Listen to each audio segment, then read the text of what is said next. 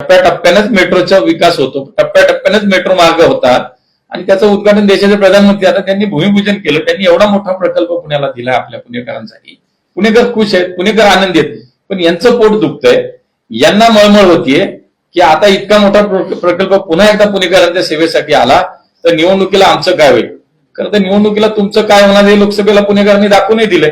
पण नव्यानं काही होणार नाही. तुम्ही कितीही राजकारण केलं, कितीही आव्हानाचा प्रयत्न केला की पुणेकरांची आम्हाला चिंता आहे. कितीतरी नेते आंदोलनातले मी बघितलं आता सर तुमच्या चॅनेलवरती, कोविडच्या काळातलं कोणी याच्यातले काही नेते ते दिसले सुद्धा नाही 2-2, 2.5 वर्ष रस्त्यावर. मध्यंतरी पुण्यात पूर आला, या पुराच्या काळात तर रस्त्यावरचं पाणी यांच्या तळपायाला सुद्धा काही लोकांच्या लागलं नाही. अशी मंडळी पुण्याच्या विकासाबद्दल आणि पुणेकरांबद्दल बोलतात. मला असं वाटतं पुणेकर ओळखतात, अशा राजकारणाला पुणेकर थारा देणार नाहीत आणि त्यामुळे यांच्या काळात मोठ्या मोठ्या प्रकल्पांची जी नुसती भूमिपूजन व्हायची